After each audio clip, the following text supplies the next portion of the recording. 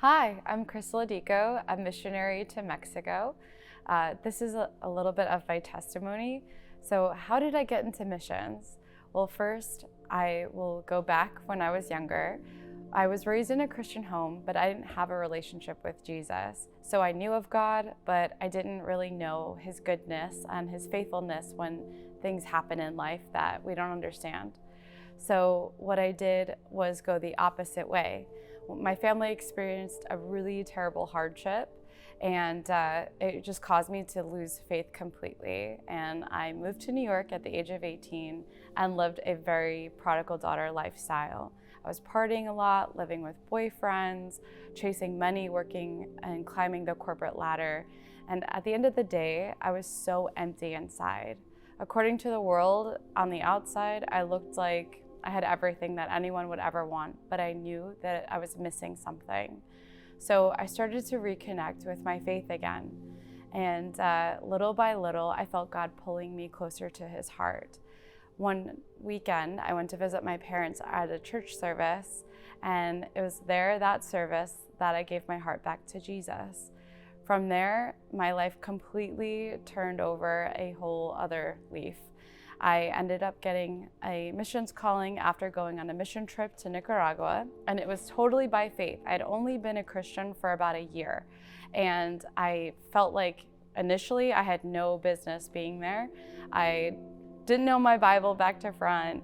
I just only started really going to church and getting in community and serving, but God wanted me on that mission trip in 2017 to Nicaragua.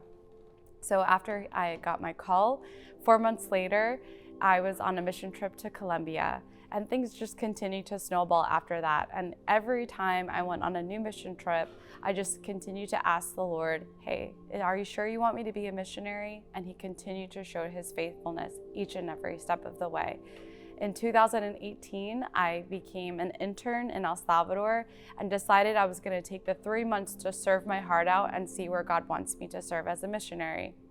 So at the end of the trip, he said El Salvador, and that's when I applied to become a missionary. In 2019, I was approved and ready to start my fundraising process. But of course, as we all know and experienced it individually, COVID happened. And that was very, very scary for me. It was another faith-stretching process where I had to trust that God would provide and make a way. So with COVID, it took about 2.5 years to finally put my feet on the mission field. And it wasn't just COVID that I struggled with as well during that time of fundraising to get to El Salvador. It was also doubts. People were calling me crazy. They were saying I could find just a stable job, that maybe God hadn't called me to the mission field. But the call was so deep that I knew that God wanted me to go. So there I was, finally in 2022, able to put my feet on the ground.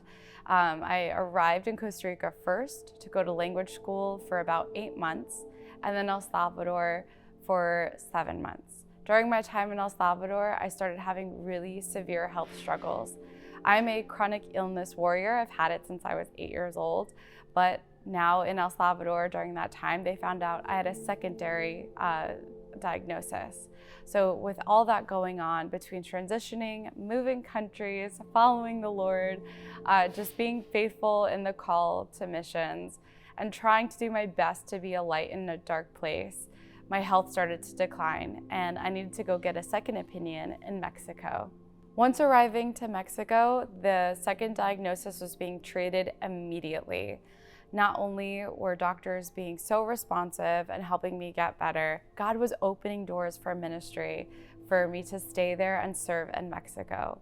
I started working for Castilla del Rey, Mexico, and got connected with a local church plant where the pastor is the director of Castilla del Rey in the state of Jalisco.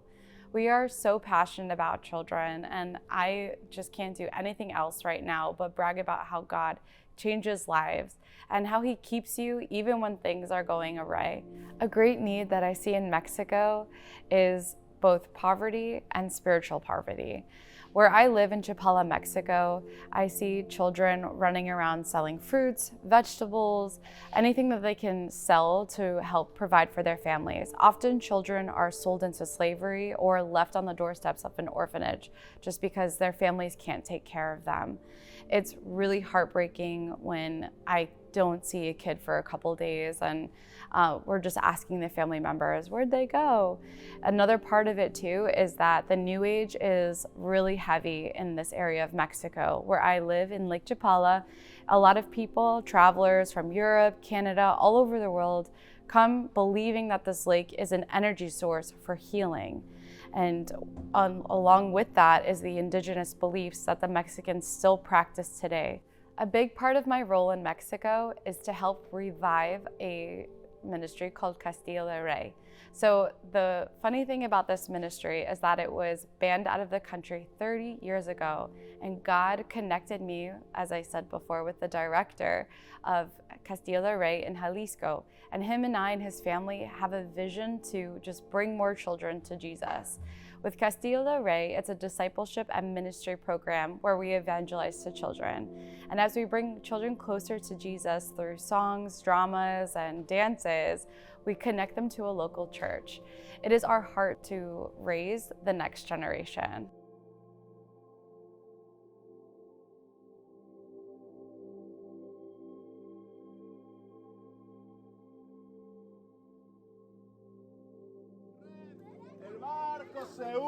Se hunde, y se salvan tres.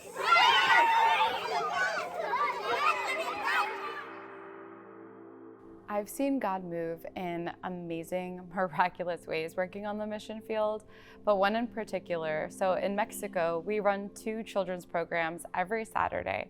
And why do we run these programs? It's because a lot of these kids don't live close to the church, and they don't have a church to go to.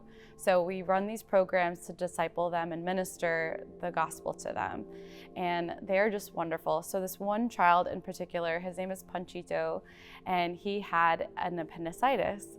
And that was an opportunity for us as missionaries to pray, but also teach the children how to pray over a friend in need.